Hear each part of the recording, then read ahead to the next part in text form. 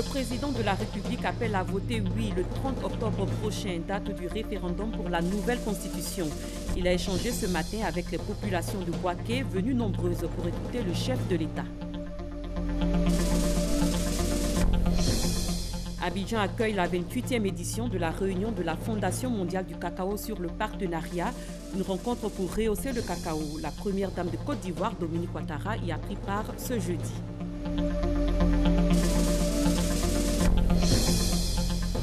Le prix Sakharov 2016 pour la liberté d'esprit a été décerné à 2 yézidis rescapés du groupe État islamique. Âgés de 23 et 18 ans, elles avaient été réduites en esclavage sexuel par l'organisation terroriste. Bonsoir et bienvenue. Après avoir pris part à Bouaké à un meeting de sensibilisation à l'adoption de la nouvelle constitution, le président de la République a regagné Abidjan. Il a communié ce matin avec des milliers de personnes au Stade de la Paix. Le chef de l'État a appelé à une participation massive en faveur du oui au prochain référendum. Le président de la République était donc en campagne pour le oui au Stade de la Paix de Bouaké. Les populations sont venues en masse pour entendre son message. Un message axé sur l'adoption du projet de nouvelle constitution. On en parle dans ce reportage de Mahama Traoré et Viviane Naïm. Bouaké, la capitale de la région de Béké, aux couleurs du oui à la Troisième République. La Cité de la Paix adhère pleinement au projet de la nouvelle constitution. En atteste la mobilisation record de ce jeudi au Stade de la Paix. Les populations sont venues de tous les départements de la région de Béké et des régions environnantes, comme pour dire qu'elles sont prêtes à tourner la page des crises précédentes. Une détermination nullement entamée par la forte chaleur et exprimée de vive voix par l'une de ses filles, la ministre Ephrasie Yaokwasi, dans un style propre à elle. Le moment est, et ce moment c'est, où ça? Comme vous pouvez le constater, ils sont venus nombreux, de partout, dans leur diversité. Les jeunes, les femmes, les chefs traditionnels, les guides religieux, pour témoigner notre affection et vous dire qu'ils sont mobilisés pour l'écrasante victoire du oui. Autre discours qui aura marqué ce meeting de Bouaké, celui prononcé par le président de l'Assemblée nationale, Guillaume Soro, qui voit en ce projet de nouvelle constitution une espérance nouvelle pour la Côte d'Ivoire. Il exhorte donc les populations de Béké à la plébisciter dimanche prochain. L'avènement de la Troisième République est une chance pour la Côte d'Ivoire. Quant à nos détracteurs, nous leur répondrons tout simplement qu'aucune œuvre n'est parfaite et que cette constitution pourra, pour les générations futures, être améliorée si elle le désire. Si une constitution n'est pas le Coran, n'est pas la Bible, Monsieur le Président, je dis que cette constitution devra être le bréviaire de tous les Ivoiriens. Déjà convaincu de la victoire du oui à Bouaké, au vu de cette mobilisation, le président de la République, Alassane Ouattara, est tout de même revenu sur le bien fondé du projet de la nouvelle constitution. Bouaké est unique en Côte d'Ivoire. Bouaké est unique par sa diversité, par sa situation géographique, par les opportunités, par ses richesses. Et Bouaké, je le dis, c'est le modèle de la nouvelle Côte d'Ivoire en marche. Oui, Bouaké, c'est la nouvelle Côte d'Ivoire en marche. Et nous devons marcher ensemble, la main dans la main. Nous devons marcher ensemble vers le développement de notre nation. Et je demande que chacun de vous prenne le temps de lire la nouvelle constitution, ou de la faire lire, ou de la faire traduire. Vous verrez que cette constitution prévoit tout ce qu'il faut pour Bouaké, pour la Côte d'Ivoire, pour la paix. Pour la paix dans notre pays, pour des générations et des générations à venir. Donc je suis venu vous demander de sortir nombreux le 30 octobre.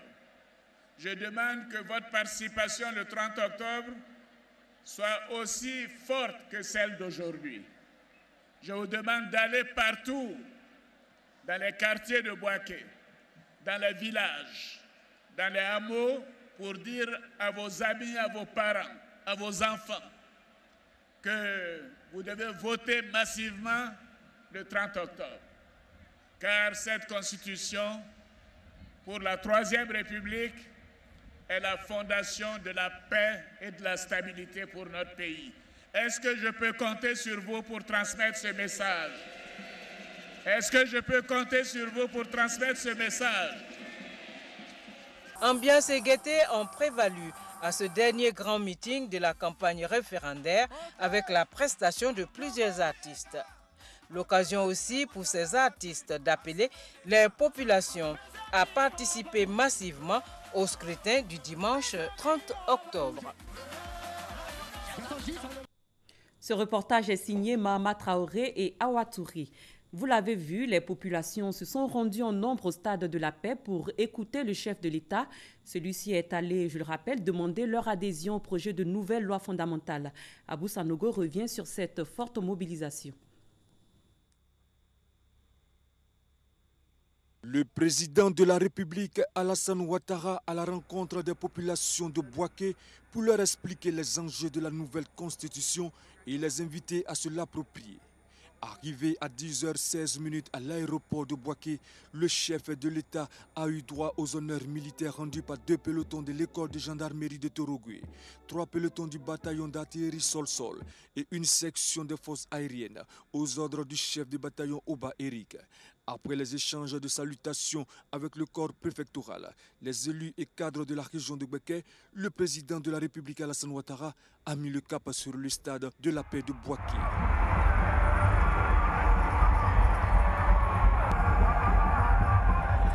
Le stade de la paix de Bouaké a refusé du monde ce jeudi. Les gradins, les tribunes et la pelouse affichaient complet. Vêtus de t-shirts ou de pagnes à l'effigie du président de la République, militants du RHDP, mouvements et clubs de soutien entretenaient la bonne humeur.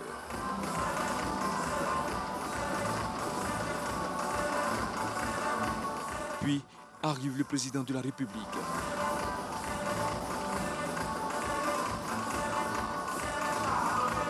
Le tour d'honneur qu'il fait lui permet de se convaincre de l'adhésion du Bouaké au projet de nouvelle constitution.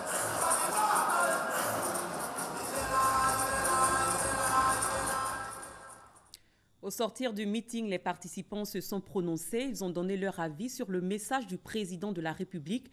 Leurs propos ont été recueillis par nos reporters sur place à Bouaké. Bouaké vient de montrer que le message que le président de la République délivre est convaincant et que dimanche prochain, nous aurons un vote massif des Ivoiriens parce qu'ils ont compris les enjeux de ce référendum. Beaucoup d'émotions et de joie par rapport à la mobilisation des parents. Mobilisation qui est totale. Vous avez vu beaucoup de jeunes, de femmes, des chefs traditionnels. Toutes les communautés ont massivement répondu à l'appel du chef de l'État. Bouaké est en communion surtout avec le mot d'ordre qui est de voter cette constitution. À la seule indication de la venue de son Excellence, Monsieur le Président de la République, à Bouaké, vous avez vu la ville debout comme un seul homme et ce stade plein à craquer. Dans cette constitution, il y a 3 choses qui sont très importantes pour moi. La première chose, c'est l'instauration de la vice-présidence, qui permet une transition en douceur et dans la paix, comme le dit les autorités. La deuxième chose, c'est une séparation nette entre les pouvoirs. Puis, je crois que la troisième chose importante, c'est un peu l'association des chefs traditionnels dans cette constitution qui leur donne un rôle important. La région de Bouaké, avec sa capitale Bouaké, veut plébisciter totalement cette nouvelle constitution. parce que cette nouvelle constitution est le gage, n'est-ce pas, de la protection du foncier rural. Cette nouvelle constitution fait véritablement entrer la Côte d'Ivoire dans nos traditions en constitutionnalisant la Chambre nationale des rois et chefs traditionnels. Cette nouvelle constitution rend l'école obligatoire pour les enfants. Et cette nouvelle constitution fait la promotion des jeunes et des femmes. C'est une constitution donc, qui nous amènera la paix et la stabilité. Donc ça veut dire que c'est une constitution qui permettra, qui favorisera le développement de la Côte d'Ivoire. Il y a une occasion historique pour l'ensemble des Ivoiriens, une occasion pour voter oui pour cette constitution que nous avons attendue et qu'aujourd'hui nous avons. Cette nouvelle constitution est une grande avancée démocratique qui va projeter la Côte d'Ivoire dans le futur. Nous appelons tous à voter le oui. Aujourd'hui, nous avons une constitution qui vise à nous garantir la paix, le développement. Et Bouaké ne peut pas être en reste. Les femmes disent, nous votons oui pour la promotion de la femme qui est inscrite dans la Constitution, pour la parité qui est inscrite dans la Constitution et pour l'école obligatoire, parce qu'elles savent que leurs enfants iront désormais à l'école. Je suis venu soutenir mon pays, soutenir les actions du chef de l'État, voter oui pour cette nouvelle constitution. Nous les Ivoiriens, nous attendions cette constitution-là. Même si le président ne l'avait pas dit, nous allons lui demander de le faire parce que la constitution de 2000 nous a fait beaucoup de mal.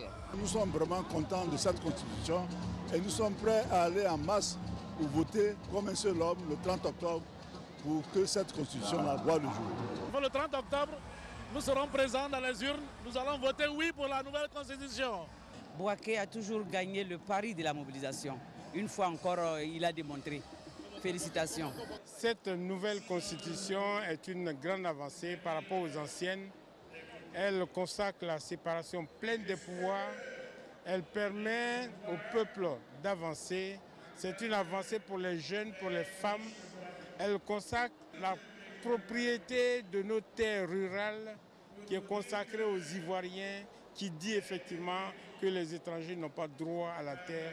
Et c'est mis dans la loi fondamentale qui appartient à notre pays. C'est une avancée majeure. Aujourd'hui, Bouaké montre encore son amour au président de la République et sa fidélité à la République de Côte d'Ivoire.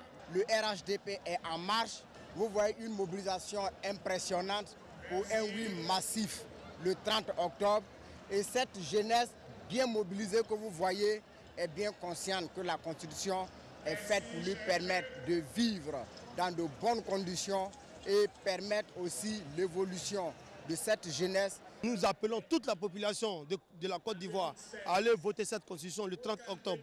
C'est une constitution qui est faite pour la jeunesse, c'est une constitution qui est faite pour les vieux, c'est une constitution qui est dégagée de toute notion de division. Vraiment, c'est une constitution pour le développement et pour le futur. L'objectif que nous visons, c'est les 95%.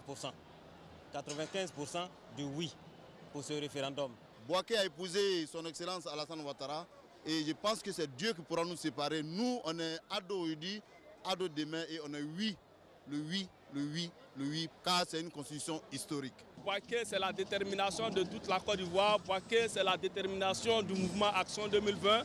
Vous avez constaté que le défi a été relevé ici à Bouaké et nous pensons qu'au soir du 30 octobre, les Ivoiriens iront voter massivement le oui.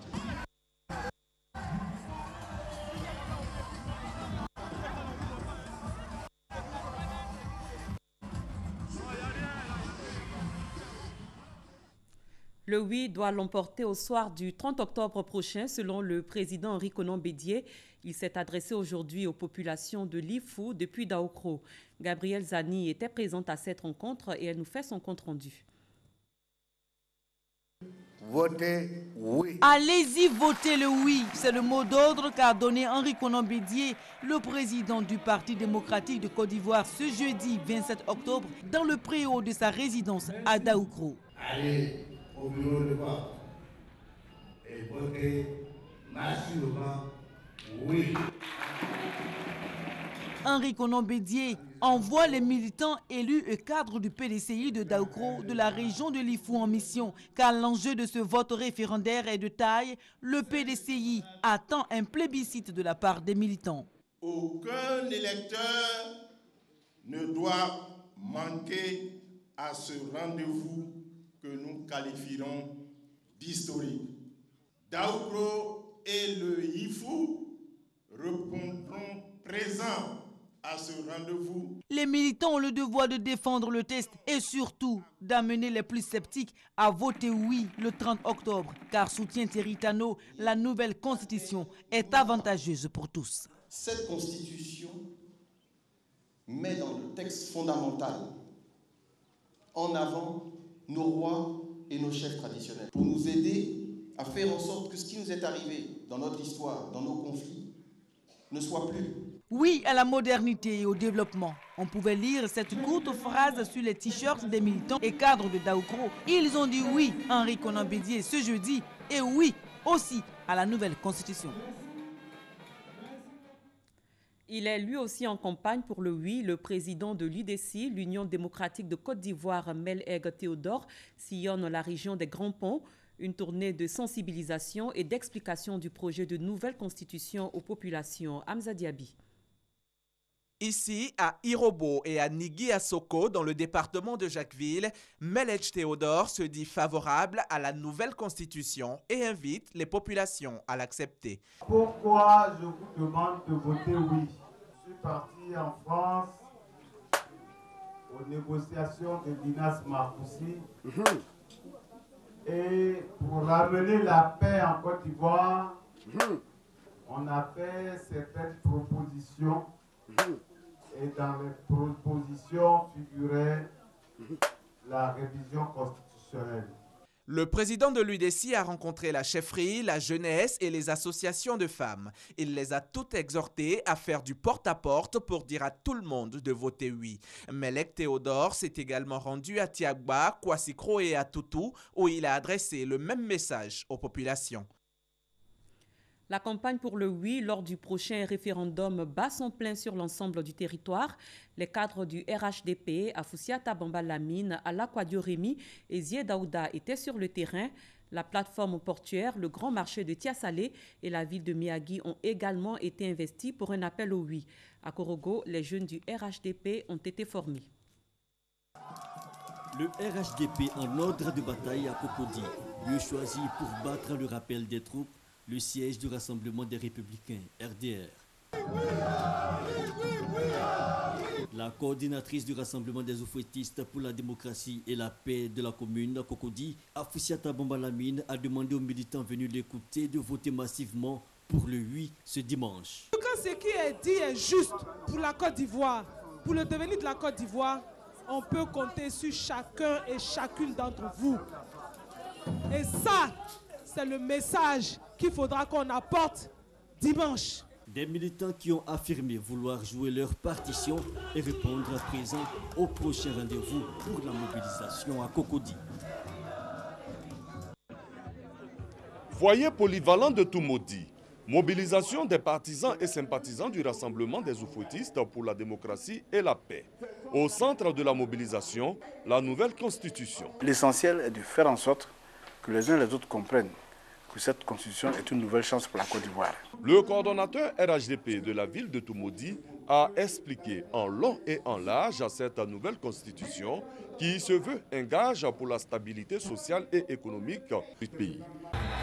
Ambiance festive au Siemens Club où la communauté portuaire, par la voix du directeur général du port autonome d'Abidjan, s'est engagée à apporter un oui massif à la loi fondamentale. Cette nouvelle constitution garante la stabilité, de la paix, de la protection des femmes, des enfants et des droits des citoyens. Elle est porteuse d'espérance en l'avenir radieux de la Côte d'Ivoire. Pour le ministre Gaussou Touré, le taux de participation sera l'un des enjeux majeurs de ce scrutin. Il y a eu un engagement ferme de la part de tous les intervenants pour le oui au niveau de la Constitution. Le groupe des communicateurs du RHDP veut assurer un score retentissant du oui au référendum du 30 octobre prochain. La stratégie trouvée, sensibiliser d'abord les points focaux du groupe sur le contenu de la nouvelle Constitution afin qu'ils puissent mieux l'expliquer aux populations dans les différents hameaux du pays. Une personne d'araignée pour faire un travail porte à porte et qu'au soir du 30, le oui puisse l'emporter de façon écrasante sur l'ensemble du pays. Comment mobiliser les électeurs pour une forte participation au référendum du 30 octobre prochain? C'est le thème de la conférence animée par le vice-président du PDCI-RDA, Emmanuel Nyamiongora. À l'issue de cette rencontre, le conférencier a remis à chacun des points focaux du groupe des communicateurs du RHDP un exemplaire de la nouvelle constitution. Takoradi, situé à 50 km de Méagi, dit oui à la nouvelle constitution. Pour les responsables du RHDP qui ont rencontré les populations de cette localité, il s'agit de donner une chance à tous les Ivoiriens de vivre ensemble dans la paix et l'entente. C'est également de permettre à la Côte d'Ivoire de continuer avec un développement harmonieux.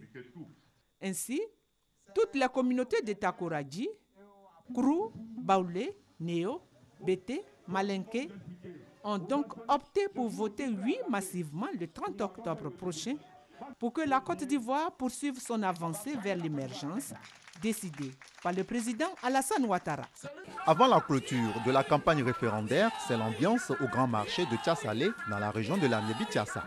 La présidente de l'ONG Eyounian, Marie-Noël Boni, épouse Ekponon et son équipe entretiennent les commerçantes sur la nouvelle constitution. En choisissant le bulletin vert, c'est sauver la jeunesse, c'est sauver les femmes. Nous avons les mêmes chances maintenant, donc il faut qu'on vote le oui.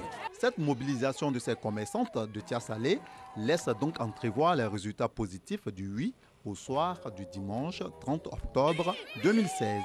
Cette formation, initiée par Soro Salifou, est d'outiller les jeunes militants du RHDP de Korogo aux bonnes techniques à adopter dans les bureaux de vote.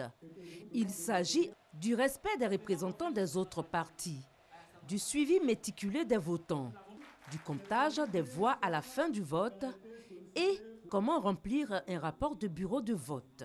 Djeniba Koulibaly Oku, marraine de cette cérémonie, a présenté le spécimen du scrutin.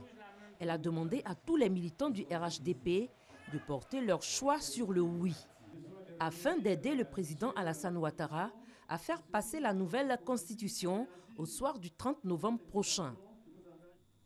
Nous sommes à 3 jours du référendum pour la nouvelle constitution. Une délégation du Conseil de l'Entente est à Abidjan. Ce sont des observateurs. Ils se sont entretenus avec le Conseil constitutionnel. Ibrahim Tunkara, Hamza Diaby.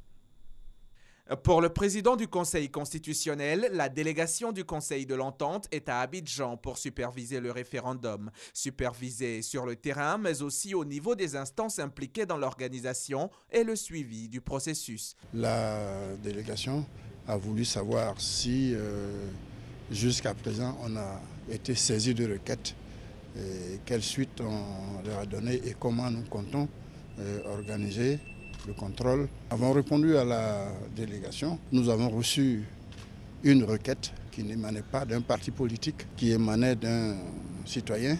La délégation du Conseil de l'Entente se dit d'ores et déjà satisfaite du climat de paix qui prévaut en Côte d'Ivoire à quelques jours du référendum, tout en espérant que ce climat va prévaloir pendant et après le scrutin. Nous changeons de registre pour parler agriculture. La Fondation mondiale du cacao a choisi la ville d'Abidjan pour la tenue de la 28e édition de la réunion du partenariat. Elle a enregistré ce jeudi la participation de la première dame Dominique Ouattara. La rencontre devrait permettre de donner plus de valeur au cacao, moteur de l'économie du pays. Viviane Aime. La première dame de Côte d'Ivoire, Dominique Ouattara, avait des raisons de se réjouir ce jeudi en franchissant le seuil de cette salle de réunion, où elle était l'invitée d'honneur. En effet, pour la toute première fois, la Fondation mondiale du cacao tenait ici à Abidjan, ce 27 octobre 2016, sa réunion de partenariat. La tenue de cette rencontre ici en Côte d'Ivoire est incontestablement perçue comme le signe de la réhabilitation du cacao ivoirien menacé pendant longtemps de boycott par les industriels et consommateurs occidentaux à cause de l'utilisation d'enfants comme main-d'œuvre dans les plantations. La première dame pouvait donc se réjouir de voir enfin le couronnement du travail abattu par par le Comité national de surveillance des actions de lutte contre la traite et les pires formes de travail des enfants qu'elle préside depuis 2012. Cette rencontre réunissait le conseil d'administration de la Fondation mondiale du cacao et son président exécutif, les responsables du conseil du café cacao, les industriels du cacao, les organisations du système des Nations Unies, des ONG nationales et internationales, ainsi que des coopératives nationales de producteurs. Le défi d'un développement durable de l'économie cacaoyère constituait l'axe central des réflexions. Plusieurs panels figuraient au programme, ainsi que des présentations d'innovations techniques et technologiques pour améliorer la production cacaoyère. La réunion a consacré un volet à la lutte contre les pires formes de travail des enfants. La première dame est intervenue pour présenter le prochain cap du Comité national de surveillance sous sa supervision. Concernant nos perspectives, nous avons entrepris, grâce à la Fondation Children of Africa, la construction de 3 maisons d'accueil à Soubré, Bouaké et Korogo, en vue d'améliorer la prise en charge des enfants retirés de la traite et des pires formes de travail des enfants. Au titre de la coopération internationale, nous envisageons d'organiser en mars 2017 à Abidjan un sommet des premières dames de la sous-région ouest africaine sur la traite transfrontalière des enfants pour susciter leur implication dans ce combat. Dans ce même sens, nous organiserons en mai 2017 en Côte d'Ivoire la réunion annuelle du groupe de coordination des actions de lutte contre le travail des enfants dans la cacaoculture. J'espère que vous serez nombreux à effectuer le déplacement pour participer à ces importantes rencontres. Une visite des stands. La première dame a pris congé, non sans remercier la Fondation mondiale du cacao et tous les partenaires présents pour leur engagement aux côtés de la Côte d'Ivoire dans la lutte contre la traite et les pires formes de travail des enfants. Ils ont bénéficié du fonds d'appui aux jeunes. Ces travailleurs ont été visités par le Premier ministre dans les communes d'Abobo et d'Adjamé. Daniel Cablon-Duncan est allé prendre le pôle de leurs affaires. Certains parmi ces jeunes ont commencé à rembourser leurs prêts, nous dit Alexis Ouedraogo. Un visiteur assez inattendu dans le petit atelier de Florence au plateau d'Ocuy. La jeune dame reçoit le Premier ministre. Daniel Cablon-Duncan est venu s'enquérir de l'état de santé de son affaire. Ça se passe assez bien probablement. Malgré la pression de l'emboursement. Et si le chef du gouvernement fait le déplacement, c'est que Florence a bénéficié d'un fonds d'appui aux jeunes. Il y a 1 an, sur conseil d'un aîné, elle s'inscrit pour un prêt de 700 000 francs qu'elle décroche. Depuis, sa structure fait son petit chemin. Elle embauche à ce jour 4 personnes. Un peu plus loin, à Williamsville, c'est Édouard qui lui aussi a bénéficié d'un prêt jeune pour ouvrir son restaurant. Avec des recettes heureuses en fin de mois, il espère aujourd'hui agrandir son commerce. Comment ça se passe, le remboursement? Bon, ça va, il n'y a pas de problème, puisqu'on a un col qui est logé déjà au niveau du COPEC. Donc, chaque fois, on déduit 60 000. Pour le Premier ministre, ces visites portent un message. La jeunesse est la prunelle de l'État de Côte d'Ivoire. C'est une affaire qui a commencé toute petite, qui est en train de grandir. C'est ce qu'on souhaite d'ailleurs au niveau du pays, qu'on ait ce qu'on appelle les TPE, les toutes petites entreprises, qui vont devenir ensuite des PME, des petites et moyennes entreprises, et ensuite, plus loin, demain, peut-être, pourquoi pas des entreprises nationales, et ensuite des entreprises régionales et des multinationales demain. Pourquoi pas? Un message qu'il a d'ailleurs réaffirmé aux jeunes venus le rencontrer au rendez-vous avec les jeunes du ministère de la Jeunesse. L'objectif est de pourvoir à votre autonomisation, afin que vous puissiez prendre toute votre place dans le processus de développement de la nation. La Côte d'Ivoire de demain ne peut se bâtir sans vous les jeunes. Calqué sur le modèle du fonds d'appui aux femmes de Côte d'Ivoire, l'opération Agir pour les jeunes concerne les jeunes de 15 à 35 ans avec un élargissement aux personnes de 40 ans. Les prêts accordés sont de l'ordre de 100 à 700 000 francs. Le processus intégré est simple: information, enregistrement des candidatures, sélection des bénéficiaires, formation des jeunes, mise en place du crédit, encadrement pour la mise en activité et le remboursement. Un mot d'économie, cela fait 1 an que le directeur de la Banque mondiale est en fonction en Côte d'Ivoire. Pierre Laporte était face à la presse pour faire le point de sa présence dans le pays. La coopération Côte d'Ivoire-Banque mondiale a permis l'élaboration de 15 projets. 11 projets sont en chantier pour un coût de plus de 773 milliards de nos francs. Nadia Mourad et Lamia Ajibachar sont les 2 lauréates 2016 du prix Sakharov pour la liberté de l'esprit. Ces 2 Irakiennes rescapées du groupe État islamique appartiennent à la communauté yézidi. La première a 23 ans, la seconde 18. Elles avaient été réduites en esclavage sexuel par l'organisation terroriste. Parvenues à s'échapper, elles se consacrent depuis à la dénonciation de la traite des êtres humains et à la défense des droits des yézidis. Les yézidis sont adeptes d'une religion d'origine pré-islamique. Selon des experts de l'ONU, environ 3200 yézidis sont actuellement entre les mains de l'aile, la majorité en Syrie. C'est la fin de cette édition. Merci de l'avoir suivi. Excellente fin de soirée sur RTI1.